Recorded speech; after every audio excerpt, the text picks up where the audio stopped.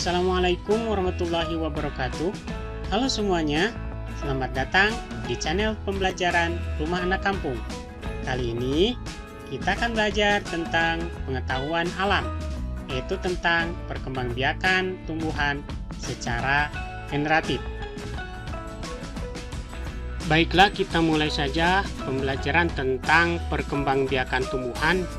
Dan yang akan kita pelajari sekarang adalah perkembangbiakan tumbuhan secara generatif.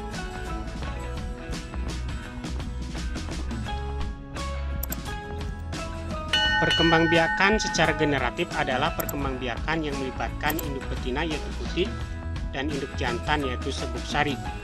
Ciri-cirinya adalah munculnya bunga. Dan bagian-bagian bunga yaitu kepala putih, tangkai putih, mahkota, kelopak, dasar bunga, kepala sari, tangkai sari, bakal biji, dan bakal buah.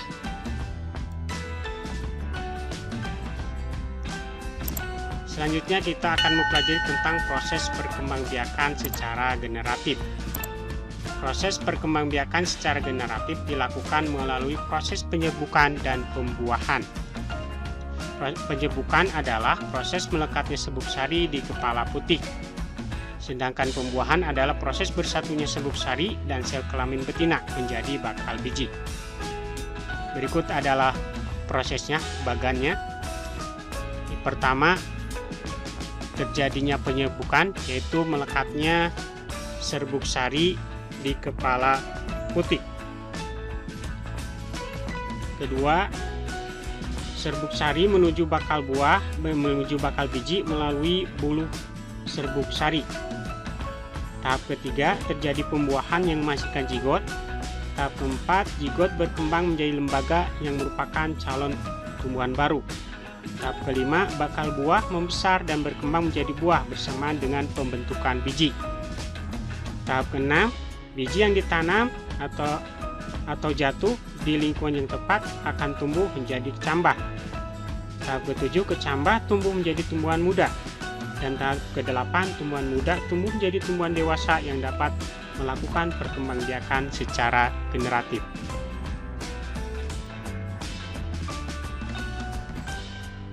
Selanjutnya kita akan mempelajari tentang macam-macam penyerbukan. Berdasarkan asal serbuk sarinya, penyerbukan dibagi menjadi 4 macam, yaitu 1. Penyerbukan sendiri atau autogami. Penyerbukan ini terjadi apabila serbuk sari melekat di kepala putih bunga itu sendiri. Bunga yang melakukan autogami memiliki bentuk bunga yang khas sifatnya, yaitu meskipun bunga sudah mekar, putihnya tetap terlindungi oleh bagian-bagian bunga lainnya sampai terjadinya penyerbukan sendiri. Yang kedua adalah penyerbukan tetangga atau gaitogami. Penyerbukan ini terjadi apabila serbuk sari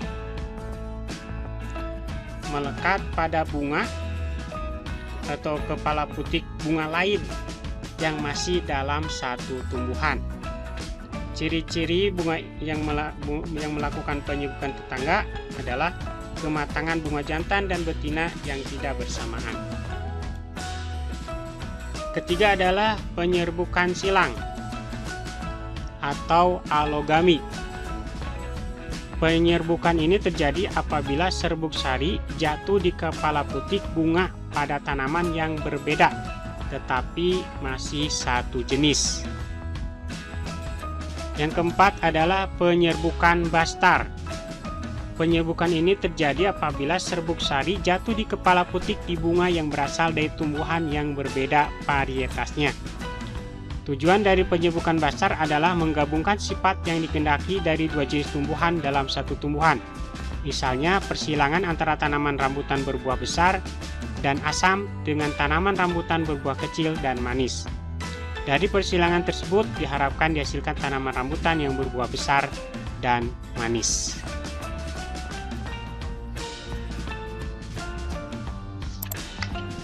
Selanjutnya kita akan mempelajari tentang perantara penyerbukan. Penyerbukan dapat terjadi karena adanya bantuan perantara dari luar. Perantara tersebut antara lain penyerbukan yang dibantu oleh hewan. Biasanya tumbuhan yang dibantu penyerbukannya oleh hewan memiliki ciri-ciri antara lain warna mahkotanya mencolok, berbau khas, memiliki kelenjar madu, dan kepala putih agak tersembunyi. Beberapa contoh hewan yang membantu penyerbukan adalah lebah, kupu-kupu, kelelawar, siput, dan burung. Yang kedua adalah penyerbukan dengan bantuan manusia. Biasanya tumbuhan yang dibantu penyerbukannya oleh manusia memiliki ciri-ciri tanaman ini sulit mengalami penyerbukan secara alami. Salah satu penyebabnya karena memiliki struktur bunga yang unik atau bunga sulit mengeluarkan serbuk sari. Contohnya adalah tumbuhan salak dan vanili. Yang ketiga adalah penyerbukan dengan bantuan angin. Ciri-ciri tumbuhan yang dibantu dengan angin antara lain mahkota bunga tidak berwarna dan berukuran kecil. Serbuk sarinya kering, ringan dan banyak, tidak berbau, tidak memiliki kelenjar madu, dan kepala putih terjulur keluar. Contohnya adalah padi, jagung, dan rerumputan. Yang keempat adalah penyerbukan yang dibantu oleh air. Penyerbukan yang dibantu oleh air biasanya terjadi pada tanaman tumbuhan air. Contohnya adalah tumbuhan hidrilla. Serbuk sari tanaman hidrilla akan terbawa oleh aliran air hingga menempel di kepala putih.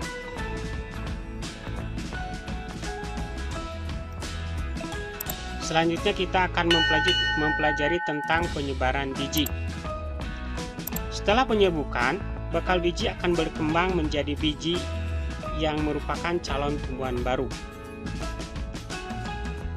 Pada tumbuhan tertentu, biji diselubungi oleh daging buah yang berasal dari bakal buah.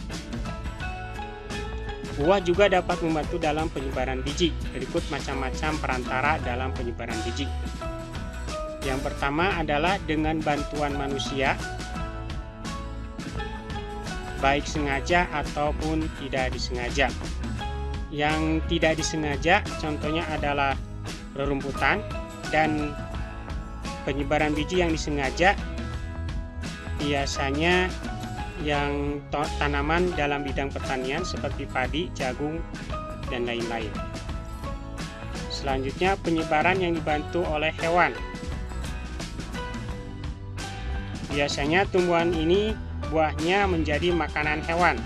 Salah satu contohnya adalah luwak dalam proses penyebaran biji kopi. Yang ketiga adalah penyebaran biji dengan bantuan gravitasi. Buah yang sudah matang akan semakin berat. Akibatnya buah tersebut lepas dari tangkainya dan jatuh ke tanah.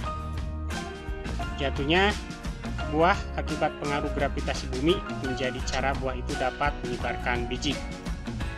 Keempat adalah dengan bantuan angin. Biasanya tumbuhannya memiliki ciri biji berukuran kecil, ringan, dan bersayap. Contohnya adalah biji tumbuhan randa, tampak, atau dandelion. Yang kelima adalah tumbuhan dengan bantuan air, penyebaran biji dengan bantuan air.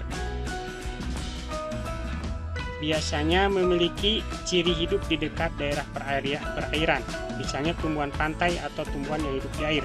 Contohnya adalah pohon kelapa dan bakau. Demikian pembahasan tentang perkembangbiakan tumbuhan secara generatif. Terima kasih, sampai jumpa lagi di video berikutnya. Assalamualaikum.